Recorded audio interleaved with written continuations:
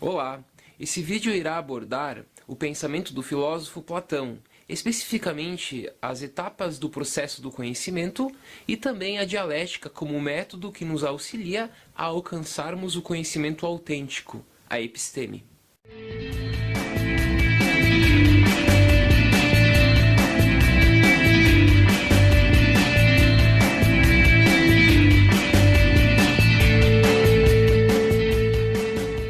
Quase sempre que se fala de Platão, sempre se começa comentando pela alegoria da caverna. E, de fato, a alegoria da caverna é extremamente importante para que possamos entender melhor a questão do conhecimento e da dialética em Platão. Passamos à análise, então, da alegoria da caverna. Segundo o filósofo, a maioria dos seres humanos se encontra como prisioneira de uma caverna, permanecendo de costas para a abertura luminosa e de frente para a parede escura do fundo. Devido a uma luz que entra na caverna, o prisioneiro contempla na parede do fundo as projeções dos seres que compõem a realidade. Acostumado a ver somente essas projeções, assume a ilusão de que vê as sombras do real como se fosse a verdadeira realidade.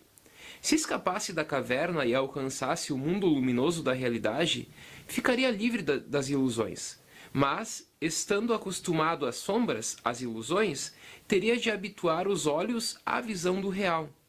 Primeiro, olharia as estrelas da noite, depois as imagens das coisas refletidas nas águas tranquilas, até que pudesse encarar diretamente o sol e enxergar a fonte de toda a luminosidade. Essa alegoria é uma metáfora da condição humana perante o mundo, e ela diz respeito tanto à importância do conhecimento como da educação para a superação da ignorância. E isso ocorre a partir de uma passagem gradativa da doxa, da opinião, do senso comum, para o conhecimento filosófico-científico, que é racional, organizado e sistemático. Segundo a metáfora de Platão, o processo de obtenção de conhecimento, de consciência, abrange dois domínios: o domínio das coisas sensíveis, e o mundo ou o domínio das coisas inteligíveis. A realidade está no mundo das ideias, para Platão, que é o mundo real e verdadeiro.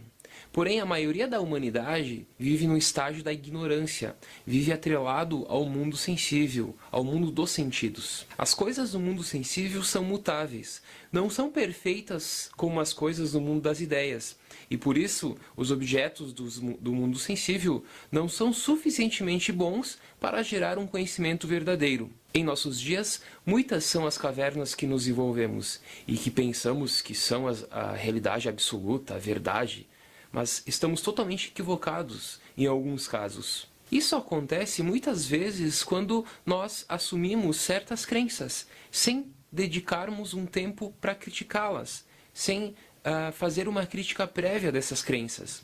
Então, muitas das nossas crenças são acríticas, e isso é problemático. Já o mundo fora da caverna representa o mundo das ideias, que é o mundo verdadeiro, onde neste mundo há certas formas ou ideias que são eternas, que são imutáveis e universais, diferente dos objetos no mundo sensível, pois no mundo sensível tudo é mutável, tudo é passageiro. Já no mundo das ideias, a verdade é eterna. Por isso que para Platão, nós devemos buscar a verdade justamente neste mundo das ideias, e não no mundo sensível. Platão, então, nessa alegoria, nos tenta ensinar que existem duas realidades, dois mundos. Existe o mundo sensível, o mundo das coisas materiais, que é o mundo falso. E existe o mundo das ideias, o mundo inteligível, que é o mundo verdadeiro. O mundo falso representa a opinião, o senso comum, a doxa. Já o mundo das ideias, o mundo inteligível, é o verdadeiro e ele representa o mundo da episteme, do conhecimento científico, do conhecimento verdadeiro.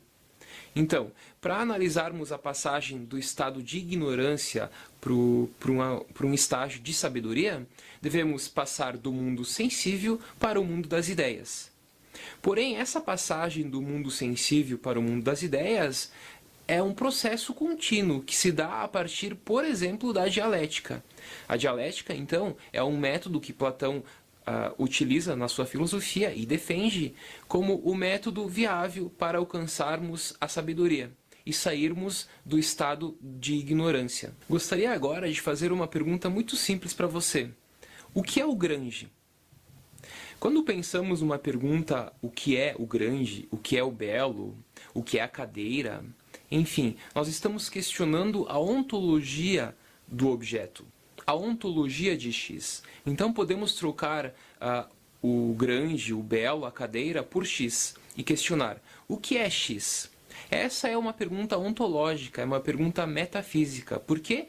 Porque questiona o ser, o de X. É uma pergunta bastante simples, mas por outro lado é muito complexa. Por quê? Porque ela exige uma resposta que abarca a essência de X do objeto. Voltamos à pergunta original. O que é o grande? Nós podemos pensar, bom, grande é este prédio comparado com aquele outro prédio menor. Ou grande é este caminhão comparado com este carrinho. Então, se compararmos objetos, tentamos definir o que é o grande, mas assim não estamos definindo o que é o grande, estamos apenas exemplificando com exemplos do mundo sensível. Platão tenta responder essa pergunta nos mostrando que a verdade ela não oscila, a verdade é eterna, é imutável.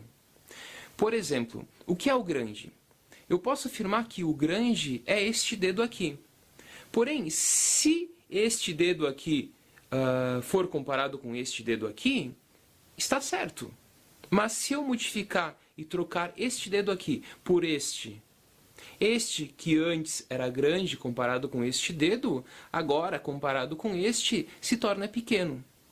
A verdade, no mundo sensível, ela oscila. E a resposta não pode oscilar. A verdade não pode oscilar. A verdade tem que ser eterna, imutável e universal.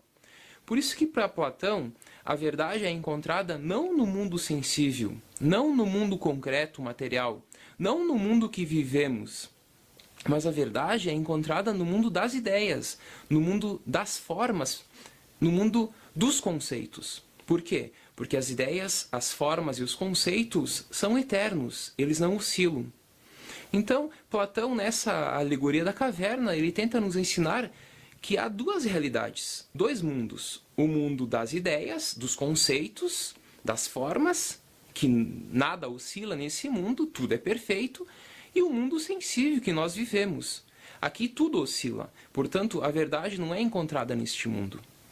Então, a relação entre verdade, doxa, episteme, conhecimento científico, filosofia, tudo pode ser explicado a partir dessa alegoria, a partir desses dois mundos em Platão. Apenas para exemplificar, nós podemos comparar esse mundo das ideias com os números da matemática, porque tanto o mundo das ideias como os números possuem formas absolutas, que não oscilam, que são formas eternas e imutáveis. Uma pergunta interessante que pode ser feita a Platão é a seguinte: sabendo que as ideias não nascem das experiências sensíveis, como o conhecimento e as ideias se originam?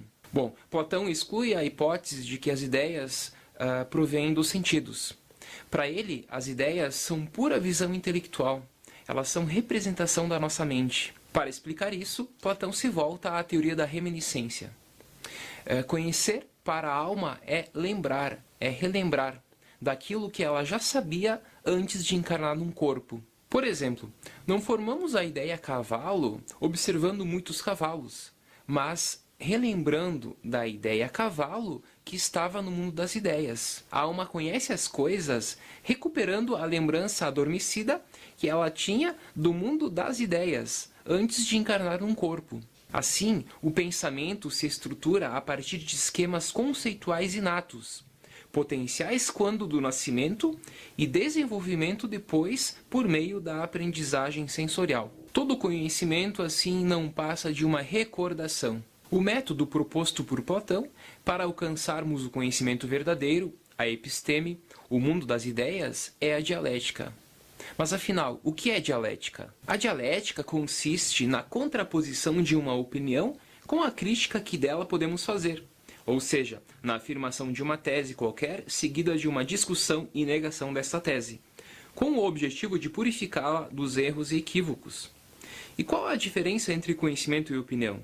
A opinião nasce da percepção da aparência e da diversidade das coisas. O conhecimento, por sua vez, é elaborado quando se alcança a ideia, que rompe com as aparências e a diversidade ilusória. Somente quando saímos do mundo sensível e atingimos o mundo racional das ideias é que alcançamos também o domínio do ser absoluto, eterno e imutável. Neste mundo das ideias só podemos entrar, segundo Platão, através do conhecimento racional, científico ou filosófico. E onde podemos encontrar, por exemplo, a beleza em toda a sua plenitude? Platão responde: no mundo das ideias. Onde podemos encontrar a verdade das coisas? Platão responde: no mundo das ideias. Jamais encontraremos a verdade, a completude de todas as coisas, da bondade, da beleza, da justiça, da liberdade e assim por diante, no mundo sensível. Nós encontraremos tudo isso em sua plenitude no mundo das ideias. Claro que o mundo sensível provém do mundo das ideias. O mundo sensível é uma mera cópia do mundo das ideias. Relacionando isso com a alegoria da caverna, podemos mostrar e comparar falando que, assim como as projeções no fundo da caverna eram apenas projeções, eram apenas sombras dos objetos reais que passavam fora da caverna, Platão também nos diz que este mundo sensível é apenas uma sombra daquilo que é verdadeiro e que está no mundo das ideias. Assim, Platão valoriza, além da dialética, a racionalidade, a razão, e critica os sentidos, a experiência como fonte do conhecimento. Para finalizar, podemos falar um pouco da imagem da pirâmide, porque por meio dessa imagem compreendemos melhor a filosofia de Platão. Imagina agora uma pirâmide. Nessa pirâmide nós temos a base dela e o topo. Saindo da base e se voltando para o topo, indo para o topo, nós estaremos desenvolvendo um movimento ascendente, ou uma dialética ascendente. Do topo para a base, uma dialética descendente. A parte superior da pirâmide representa o mundo mais teórico, o mundo mais ideal. E a parte da base da pirâmide representa o mundo mais empírico, mais sensível. Então, quando saímos da base e vamos para o topo, estamos saindo dos sentidos e indo para o mundo das ideias. Quando saímos do topo e nos voltamos para a base, saímos das ideias e vamos para os sentidos.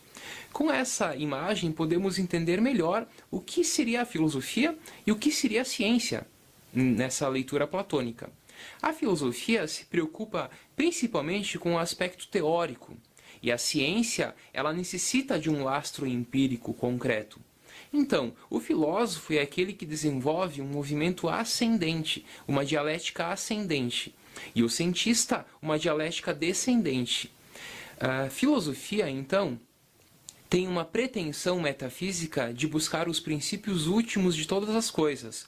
O filósofo é aquele que vai em busca da teoria última, da fórmula do mundo, tentando explicar tudo a partir dessa fórmula, dessa teoria. E isso só é possível de ser encontrado no topo da pirâmide. Por isso que ele vai da base para o topo em busca justamente do ápice da pirâmide. Filosofia possui uma pretensão metafísica da busca dos princípios últimos de todas as coisas. Essa é uma leitura possível de ser feita. Já a ciência, ela necessita do aspecto empírico. E a ciência, ela busca uma unidade a partir desse aspecto empírico. Então podemos definir ciência a partir da seguinte frase: ciência é a busca da unidade na multiplicidade. Então nós temos o múltiplo na base da pirâmide, a ciência é aquela que vai em busca das leis científicas, da unidade, do uno, nessa multiplicidade. A filosofia possui uma pretensão metafísica, e a ciência possui essa pretensão da busca da unidade na multiplicidade. Com isso, nós podemos também mostrar a diferença de filosofia e ciência a partir do grau de generalidade. Quanto mais geral, mais filosofia, mais próximo à filosofia. Quanto mais particular, menos geral, mais próximo à ciência. Quanto mais geral, mais para o topo. Quanto mais particular, mais para a base. Platão também possuía um sonho dedutivista, de deduzir tudo a partir dos princípios últimos, ou princípios primeiros. Sabemos que esse sonho dedutivista não é... Claro que Platão foi um dos pioneiros disso, mas sabemos que os autores posteriores, que também são dialéticos, como Hegel, como Marx, também eram bastante dedutivistas. Tá, voltamos novamente para Platão. Platão, com esse sonho dedutivista, pretendia, a partir da dialética ascendente, buscando o topo da pirâmide, tentar implicar tudo. Imaginamos que a dialética, a pirâmide, seja essa folha. Então, nessa folha A4 aqui, nós temos a nossa pirâmide. O filósofo é aquele que implica todo o conhecimento num único ponto e busca este ponto. Então, ao implicar tudo, dobrar num único ponto, nós alcançamos assim o topo da pirâmide. Saímos da pirâmide aberta, com a folha aberta, e chegamos assim no topo da pirâmide. Agora, quando sabemos e temos acesso à fórmula do mundo, nós podemos desdobrar ou deduzir, daí o sonho dedutivista. Bom, gente, o vídeo de hoje era isso. Espero que tenham gostado e até o próximo.